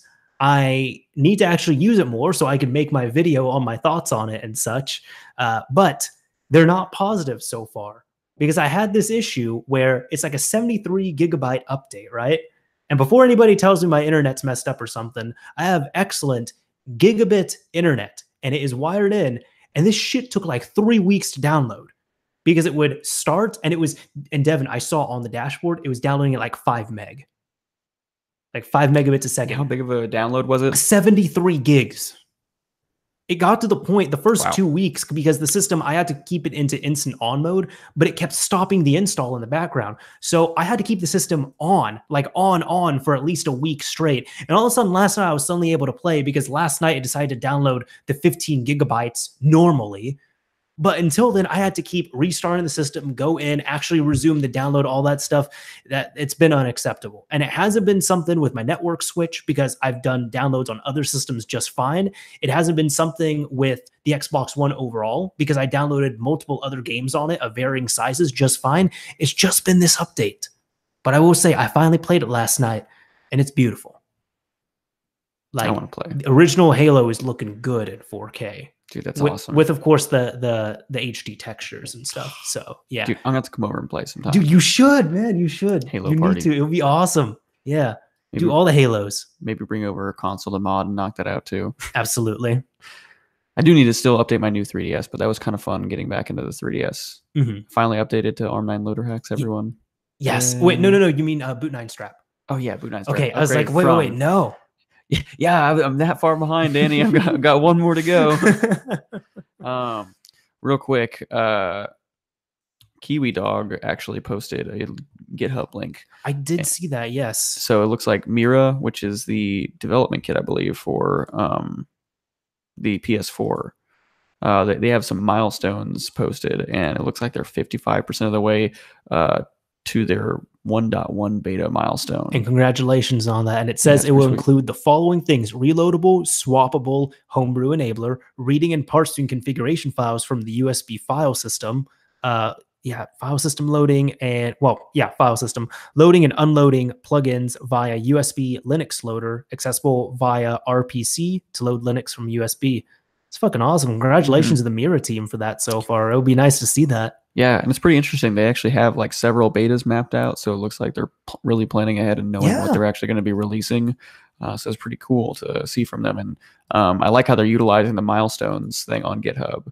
I don't know if a lot of projects that I follow actually use that because it's not something I really look at much. Mm-hmm. But it's something I thought about implementing, but just never got around to it. So I think it's pretty neat. Mm-hmm. Basically, you can see several open and closed PRs for that. Maybe even stories if they're using the issue tracker. Yeah, so there we go. So there's several issues open. So basically, they're saying once they get those closed, then the beta will be pretty much ready. So yeah, excellent. If you're wanting to go check it out, the GitHub is OpenOrbis/Mira-project for GitHub.com. Yeah. Mm-hmm. Yeah. It's very cool. Kiwi, thanks for dropping by and dropping that on us. We absolutely appreciate it. Also, shout out to Noor, who's in the chat, who said there was 32 anti-downgrade fuses. Perfect. Which makes sense. That seems like a good number. It seems like 32 anti-downgrade fuses. Yeah. Yeah. Here's a random one. Did you guys go to Retro World 2018? I did not. No. Where is that held? I don't know. It sounds cool. I've heard of it, but yeah, I've heard it. It sounds cool, but did not go. Yeah. No, let me see where it's in Hartford, Connecticut. Yeah, no, I don't even think I've been to Connecticut. Have you? No. I think somewhere I can't remember. Joe Rogan. I think I saw this random YouTube clip where he went on like a severe rant about Connecticut. I think. I need to look it up real quick. Oh man. Let's see. In regards to this, let's see here. Yeah, so the stream's been really solid this time. No dropouts. Thank you for that. I changed it to normal latency, and I actually added a 30-second delay on it on purpose to hopefully prevent that. When are you getting a new desk for ModChat with the ModChat desk fund? I don't know. I'm going to have to seriously go shopping. Yeah, we need to go shopping. We need to hit up IKEA. That's where I got this shit from. So other people are saying they're just like, you should just get a second one of these. And I'm like, that's not a bad idea. It's not the worst. For sure. Dude, it was $80 for this table and 4 chairs. Do I get to help you decide on your table if I'm going to be using it more? I would absolutely be down for that. I don't really like furniture shopping that much. Neither do I. I just don't. I mean, I actually do, but I don't know. I'm never going to convince myself to go like by myself. Like I have to like almost have someone to like help build up the encouragement. It's just never something I really feel like doing just in my day to day. It is Connecticut. You guys want to see some random funny Joe Rogan video? Joe Rogan hates Connecticut. Does he say? Well, why does he hate Connecticut, or should we not spoil it? Because I don't know. I don't remember all of it. I remember it was just a bunch of ridiculous things. He just said that like make ridiculous comments. I think part of it was like the comedy clubs there, and part of it was like he just thinks that most of those people there are stupid. Like it was really kind of shallow. Like it was just like, geez, I didn't know you had it in you, but. Someone's saying, there's nothing here in Connecticut. Go anywhere else and you'll have more fun. I don't know. I can tell you some boring ass places to go to. Like, have you ever heard of Enid, Oklahoma? No. First of all, just say the name. Enid. It's bad. Second, this is a place where the main thing ASMR. There's nothing there in Enid. And on top of that, this place had a university that went out of business. What fucking place do you know of that has a university that goes out of business? We're not even going Enid, there. Oklahoma. We're not all even right? going there. Don't go there. Don't go there. I've heard, overall, I can't hear go to college there. You can't. Well, I think it ended up reopening later on or something. I don't know, but just bad. Yeah. No, let me see what else has been on here. Nick2Mobile said something about what do you guys expect from the Switch in terms of emulators, and honestly, like the sky's the limit as far as like maybe what the most powerful console. One of the things I was thinking of was PS2, and I know David had mentioned on here the like what we would think of like a PS2 emulator. And there's been some back and forth on here. Like I believe one user, Nor, was saying that PCSX2 doesn't run that well already, so it's not going to do that well on the Switch. Yeah. I don't know about that. We would see. Like I mean, it might be a bit of a pipe dream, but it's just like PS2 would be like the next logical step in emulators that I would see, like that I would expect, because we've done all the old systems. Like we've done all that, and it's cool, and I want them to get better. Yeah. But I'm like, okay, I want to see like even a proof of concept. Like, I mean, we've seen GameCube on the Switch, and that was through Linux. I'd like to see Xbox or PS2. I think that'd be cool to check out. And sometimes, I mean, I know that like there's a good point to be made that if it's not running on the PC well, it's probably going to be optimized there. But every once in a while, there's a console like this that is like, I think could be encouraging enough. People see the potential in the Switch, and that could be just enough to drive people to really hone in and work on it. And with the way that like RetroArch works and all that, I think that, and even running emulators through Linux, they could go hand in hand. It's not like you're going to have to specially craft the entire thing for the Switch only. So I would agree with that. And right now, I'm honestly, it's kind of funny because I'm actually really happy with the Switch. I haven't tested out every console, but I know it's getting good enough where like the Switch is actually probably the best emulation thing other than my PC that I have right now, which is really nice. And it's probably the best form factor. I don't know. I think emulation is like in a really sweet spot right now. I do want to grab some donations real quick. Oh, man. Tristan said $2. Thank you for that, dude. Adding to the desk fund, keep up the good work. Thank you. That is appreciated. And we got an Australian $5, which is about the same as US $5. They're saying you guys should come to Australia if you can. I'd like to go to Australia. That would be awesome. Thank you for that. But yeah, no, I would like to go to Australia. I actually have a couple coworkers that go to Australia for work a couple times a year, and it's pretty cool. They bring back some nice treats. Vegemite is not my thing, though. Vegemite's not really my thing either. Have you had it? Yeah. Yeah. It's kind of weird. Yeah. But I would still love to visit. Yeah. Let's see. I'm looking at anything else on here. I guess there was one directed for myself. But do you still play with Xbox 360 stuff, modding or homebrew, or are you tired of that platform? I just don't do it as often. I'm not tired of it. Yeah, I still mess with 360 stuff. Whether it's playing the games or firing up some homebrew on the system or modding them. I still have quite a bit of enjoyment modding them. So no, I didn't leave the 360. I just don't do it as much. That's me though. Yeah. Do you guys think the Xbox One is unhackable?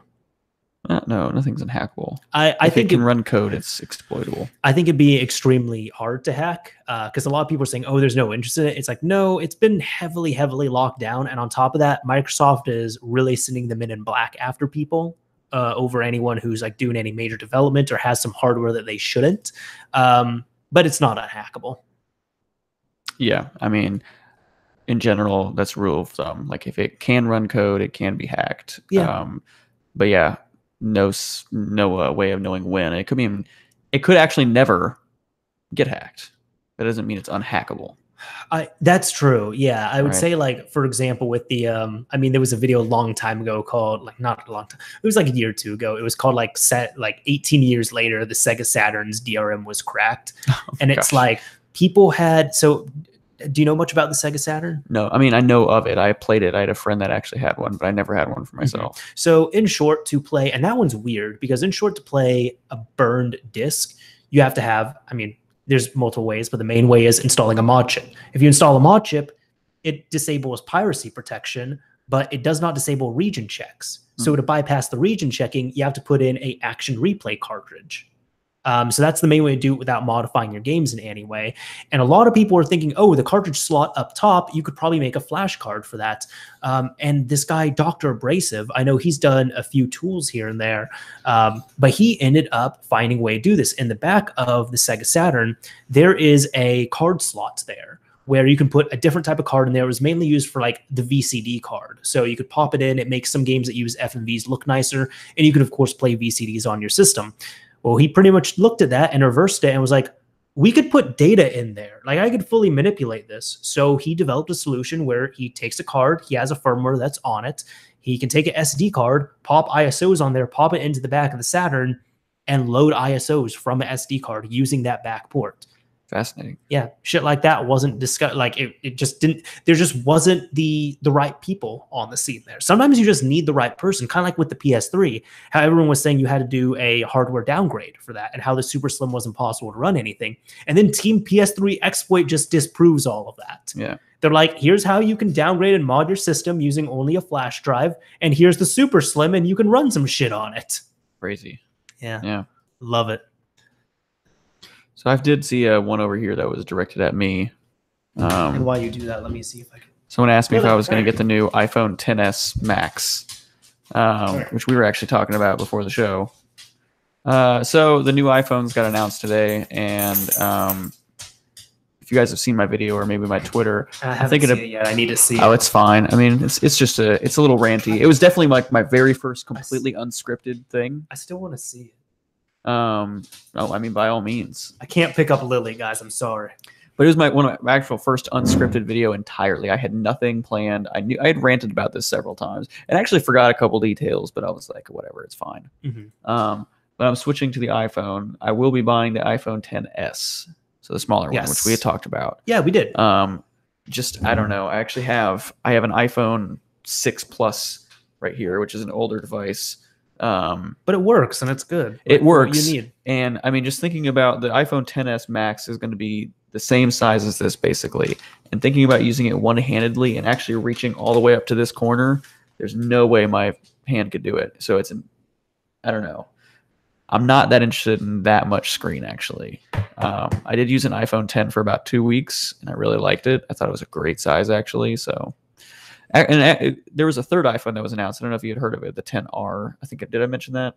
Yes, you did, the budget one. And that's right in the middle of the two screen sizes. And I don't know. I don't know if anybody in the chat can back me up on this, but when he said that, I was like, to me, that's like the XR. I'm not knocking it. It's with that name, it just sounds like a budget iPhone that would be released exclusively in India. I could see it, yeah. Yeah. It's just a weird... I know, just with that naming scheme. Yeah, I'm not a fan. I'm not a fan of the XS either. That's just really confusing. 2 letters, and they're telling me to say it differently. Yeah. The S has a little box around it like every other S. Yeah, I see. I would say the XS.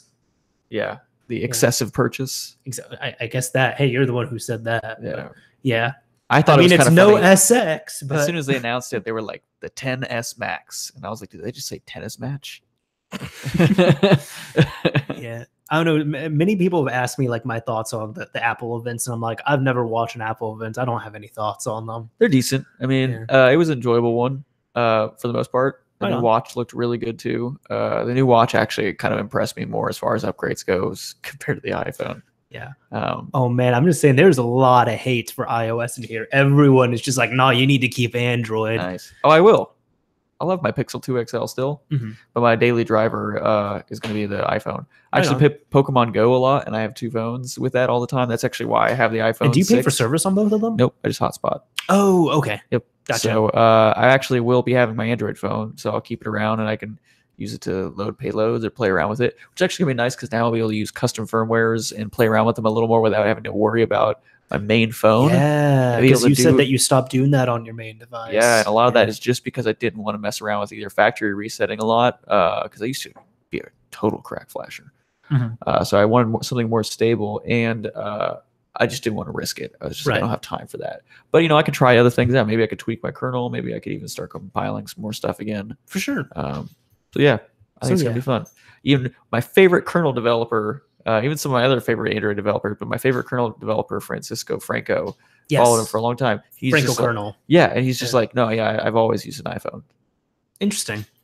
But it also frees him up to develop on Android without, conflict. Yeah, I do want to say, I know there are several people who are just like, yeah, only dumb people or not technologically apt people or all these dum-dums, they're the ones who use iOS. And I'm like, no, that's not true. I know, like, I actually have several, like, including you, I have several friends who are extremely smart with technology. They're brilliant with what they do, and they prefer iOS for certain reasons. And I respect that. I stopped doing the fanboy thing in high school. Yeah, and it's definitely not about fanboy on either side. And I've never even, I was a big fan of Google, but I was never in like fanboy territory. I would never hate on people with iOS. If someone really wanted to switch to iOS, I'd be like, probably a good idea.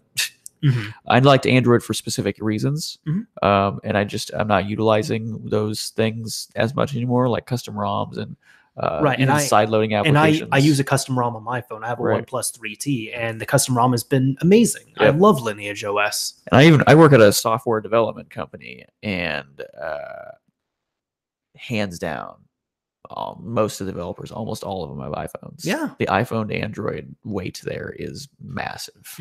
Now, not every shop is going to be like that, but I mean, if you're talking about like technically adept people, I work with some pretty freaking smart people. And most of them have iPhones. It's funny now, everyone's just kind of like welcoming. There's like, It's great to have you on the dark side. I'm just like, yeah. Yeah, I'm one of those people too. It's like the phone is only as good as the user who's going to own it. So, like my parents, for example, I tried to get them on Android. Granted, Android is much better now, but they thought Android was confusing. They didn't like it that much. They were having issues. They didn't really enjoy using their phones.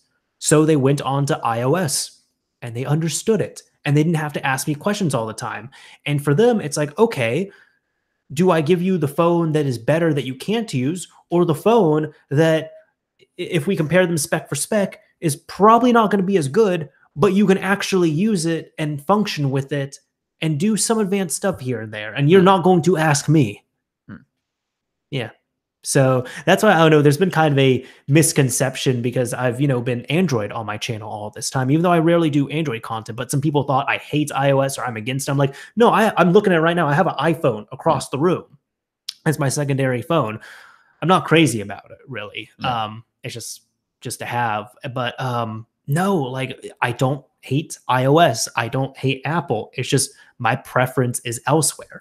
I've recommended iOS many times. Like I had one of my best friends, he was saying like, hey dude, I'm thinking of going to Windows and Android. And I'm thinking of doing all this stuff. And he explained to me what he was doing in his ecosystem. And I was like, dude, I know this is not what you want to hear, but you should get a new iPhone. And you should get a better MacBook because you are so tied into that ecosystem. And especially the industry you're in. I don't want to out what he's doing, but I was like, the industry that you're in, not only is it going to be a bit of a status symbol, but it's also, I mean, you need this to function and to actually do the things that you need to do. Yeah. And you're familiar with that. You don't have time to go back and relearn all this stuff. Yeah.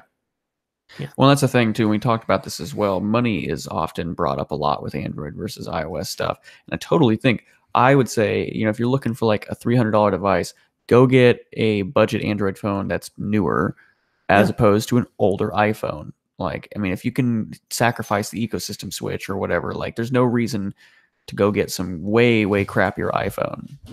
If you can get a newer budget Android phone, those are typically going to be way better. So it all depends on your needs. But as I explained kind of in my video, like I'd gotten to a point where I was already spending enough money on Android devices and I used the iPhone 10 and I was very impressed with it and very happy with it. If I could slap a bug-free version of Android on there, I would say that's probably be better. iOS, there's some things that I like about it. There's some things that I don't. I think right now I prefer Android. But another reason why I've been switching is because I've encountered a few Android bugs or a few Pixel even specific bugs that have driven me nuts. So I don't know. It's change is good too. Yeah. Change is good. No competition is healthy. Yeah, I'm a very cross-platform person. I live a lot of my life with cross-platform in mind because I've always been a Linux, or not always, but for a long time I've been a Linux user, and so I don't know. I don't get into a lot of ecosystems that tight. I even loaded up a ton of Google apps, pretty much all the Google apps on my iPhone. Yeah. Which also, by the way, I want to mention real quick. Do you use Inbox? No. Rest in peace. Oh, is it dead? They're killing it. They announced today, and it's shutting down in March. So Google has too many different things. And by the way, I'm still sticking to my Google Play Music. I love that shit. Until they kick me off of it. Yeah. Yeah. They said they're gonna have migration tools, so at least they'll put all your stuff on YouTube Music. Yeah. They did fix a couple things. So as far as I know, so one of my biggest things with YouTube Music was if you added an album to your library, it was just a playlist on YouTube. I tried that. I demoed it in front of someone. I was like, look, and it didn't do it. And I tried a couple of albums. Oh. So I think maybe they fixed that. Maybe that was just maybe the album just disappeared. Yeah. Or maybe I'm sure they have some like hidden flag or something like on the UI. Yeah. Like, I don't know. It was such a janky thing though. When I saw that, I was like, this is the biggest hack ever. Like this is like, oh, this is a bad decision. But I guess it's gotten a little bit better. I don't know. I wish you good luck. I've been happy on. I mean, I think times are changing. I'm happy on Spotify. I'm getting an iPhone. I need to try Spotify again. It's cool. Like I think I would be okay with like the web interface just having it there. But yeah, the phone UI is still not what I prefer. But the music recommendations were and still are significantly better. And I do like how they have the playlist set up. I didn't think I would like that as much, but I've actually gotten more into some of the playlist stuff that they have. Which is funny. I used to use the radio a lot on Google Play Music, and I don't use the radio like at all. Interesting. Hardly and I just listen to my own stuff. So not like my own music, but like music that I want to listen to. I do like listening to a lot of new music. Spotify is pretty good about that. Anyways, let's see. Is there any more comments? We've been going for almost about 30 minutes now. Gotcha. Yeah. No, one person, they just said Amazon Music. I haven't used it all that much. I do like Amazon Music because it has like the early Jay-Z albums on there. I'm not a crazy fan of Jay-Z, but like his first album, I don't even remember the name of it, but I like that quite a bit. So I couldn't find it on Google, and I didn't want to get Tidal, and I was like, oh, it's on Amazon. I pay for Prime, so here we go. Crazy. Yeah, I haven't tried it either, but not gonna lie, one of the things that's got me over to Spotify is because in the US, it's still the most popular thing. I see the most support for it. They actually have a good community thing, and they have some like, you can embed it into websites. And so I felt like there was a network effect to it, and people, like, I don't know, I felt slightly alienated because so many people have Spotify here. I mean, aside from YouTube, it's probably the biggest music platform. I would say Apple Music is gaining on it. And I don't think they took it over. In the US, Apple Music has a lot of market share actually now, but worldwide, it's still, I think, pretty heavily held by Spotify. So, but yeah, I'm just going with the masses now, man. I'm just tired of being a rebel. No, I understand. Yeah. To me, it's not being rebellious. It's my way of life. Yeah, right. Yeah. I was like that once. See, anything else popping up? Well, one thing, and I have to say, pardon my ignorance on it, because I really don't know all that much about it, so I'm probably going to disappoint a few people, but Steam Proton, do you know anything about that? We talked about that last time. That was asked in the chat. That's the Steam thing where they have this new support for Linux using Wine and Vulkan. And they allow like more games to run that aren't necessarily ported to Linux, but they just allow more games. There's a way to like turn off the like whitelisting, and you can play like nearly any Windows game on Linux, and it doesn't always work. And I can't remember what it was. I meant to write it down. I had listened to Epos Vox talk about it with someone who's extremely knowledgeable on the subject. So that's about my limitation of what I really know. I can't remember what it was. It might be this, but there was a website that was mentioned too in a podcast I was listening to where you can look podcasts. Here's one, spcr.netlify.com. You can enter in the Steam ID and look at the compatibility for Linux. Yeah, Steam Play compatibility. I'm just looking at this list myself right now. Yep. Yeah. Valve's official whitelist for Steam Play has launched 27 titles. So Doki Doki Literature Club is on there. That's cool. So you can see there's a general rating. You can see like reports, and you can write notes on it. What distribution of Linux you're using. I think one of the criticisms I heard about it was the whitelist seems to be very odd. Like you have Doom 2016, you have Nier Automata here, but then you have Ultimate Doom and Doom 2. Which one are you looking at? Oh, I'm looking at the Steam Play compatibility reports, just things like that. So apparently, like I would like to see more gaming on Linux. I think that'd be awesome. I think this is a good way of definitely bridging that gap of saying, hey, Linux has no games. Like, actually, it does. There's things that are getting reported and games that are working well enough. This was really cool. We talked about this a little bit last month, but I think it was in the post show as well in the Q&A. But basically, there are big companies behind this. So Crossover, which makes software for both Mac OS and Linux, they would do like Crossover for Microsoft Office. So they would be like these really, really well done things to running Microsoft Office on these platforms or whatever, or other Windows specific software. So they worked with Valve like a couple of years ago. It's been like 2 or 3 years in the making, and they started working on this, and it's all open source. It works with Wine, which is a big project. It's been around for like 25 years now. And that's already allows people to run stuff on Windows or on Linux from Windows. So I think there's a lot of cool potential with this. Some people have said it's almost like, what Electron is? I don't. So like there's a way of writing web apps for like native operating systems. That's what Slack is written in. That's what Skype is written in now, is all like Electron. And people are like Skype. And it's like one of this write once, run everywhere thing. And it's got some benefits, but there's some downsides. You lose a lot of performance. It's basically running in a Chrome browser under the hood. Some people have been saying this is like the Electron for games. And that would be, I feel like that'd be accurate. That's one thing I heard where it's like games, you're not going to get tip-top performance, but they'll play pretty well. Yeah. But I think it's good. One thing that I hope doesn't happen, I hope this doesn't necessarily discourage companies from doing Linux copies of games if they were already kind of thinking about it, right? Well, that's one thing I'd heard about it as well too. Not so much that. That's an interesting way of looking at it, but it was more kind of on the flip side. This should encourage more companies, because now if companies start rolling their eyes, they're like, "Oh, great, we got to start worrying about porting to Linux." It's like, actually, no, you don't really need to worry about that all too much. Like, we'll take care of it. Yeah, but it's not. Yeah, I think ultimately it would be better if they did write a native Linux client. Right. But also, it's just like, look, so few people are doing it anyway. Yeah. There is like a thing on here on the Steam community's website or page about Steam Play. It says like, what is Proton exactly? And this is a tool distribution. Proton is a tool distribution based on a modified version of Wine. The included improvements to Wine have been designed and funded by Valve in a joint development effort with code weavers who do the crossover software I mentioned. Here are some of the examples of what we've been working on together since 2016. VK D3D, a Direct3D 12 implementation based on Vulkan, OpenVR and Steamworks native API bridges, many Wine 3D performance and functionality fixes for Direct3D 9 and Direct3D 11, overhauled full screen and gamepad support, the eSync patch set for multi-threaded performance improvements, and probably some other little things. We've also been supporting the development of DXVK, the Direct3D 11 implementation based on Vulkan. So a lot of this is just funding a lot of the already existing development, which is really cool because Valve has a lot of money and a lot of this stuff is open source. Yeah.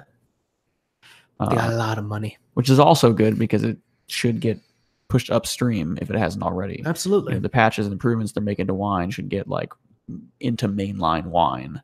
So it does. I like how. So someone made. I was listening to a podcast and like, why are they focusing so much on Linux? They kind of made Steam OS. They started doing Steam machines. They kind of pulled back, and it's like this. I think actually their goal here is to be able to play this on anything, play Steam games on anything. There's actually some code that referenced possibly being able to do this for Mac OS in the future. That'd be cool. And I think one of the developers came out and they were just like, look, this is just like because it's convenient and we have no direction of actually doing this right now. We're not funded to do this for Mac OS.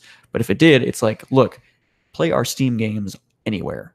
Doesn't matter what you have. You know what I mean? Like that could be kind of the direction they're going in. And this is a first big step for it. So I think it's neat. Yeah. Personally. I think it's cool. It's just it's getting games out onto more platforms where they should be. And it's giving Linux users and hopefully Mac users more of a library to choose from. I can't hate on that. Why'd you point at me? Mac user. Yeah, I know. But like just to verify with people, Mac I am going to redo my Hackintosh setup. Okay. I figure when I get the new iPhone, I should give it the full all-in exposure. No, I feel that. I'm still running. Keep it all within the ecosystem. I was running my Hackintosh setup, but it had a couple bugs, and I found a different way of doing that. So give it a try. Right on. Is there anything going on here, or should we start winding Let's wrap it up. I'm tired, dude. Yeah. This podcast went by quick, but it did. I've been busy. It did. Yes. Yeah, I think it's been a good show so far. So everyone, thank you so much for coming out. We absolutely appreciate it. This has been a fun time live. Again, if you're not able to check this out live, we still appreciate your listening and your viewership and all that fun stuff. If you want to check this out live when you can, we normally air sometime on Wednesday in the middle of a month at 7 p.m. Central Standard Time. So we try our best to make this entertaining, not only for the users here that are in the live show, but also for playing back later on. So hopefully we've accomplished that. It's kind of I talked with Devin about this before. It's a little bit of a hard balance to get as well, too. Because you can answer some user stuff, but there's a lot of conversation that happens. Well, and it's even like, this podcast, I try to pay attention a little bit more to the chat than I have been. Because I've noticed that I've been so focused on conversation in the last couple of podcasts, I forget about the chat while things are going on. Right. But it's important to still pay attention to the chat, but also not bring up every little thing, because then I've listened to podcasts like that are live and they keep bringing up things that are in the chat. And I was like, dude, this was funny when it was live, but this sucks to hear when it's pre-recorded and I'm listening to it 3 days later. And we have an agenda too. And our agenda usually takes a while. A while. Right. Yeah. So. Yeah. And you know what also annoys me? Podcasts that lean heavily on watching videos.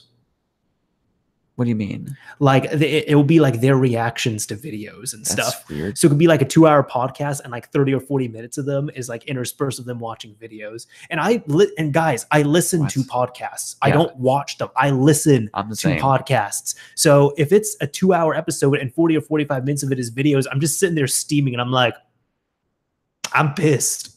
I'm pissed. All right. I can't say any of the podcasts I listen to have done anything like that. I would not be happy. Mm-hmm. Occasionally I'll be on a podcast where they will just like a very, very short clip will come up. You know what I mean?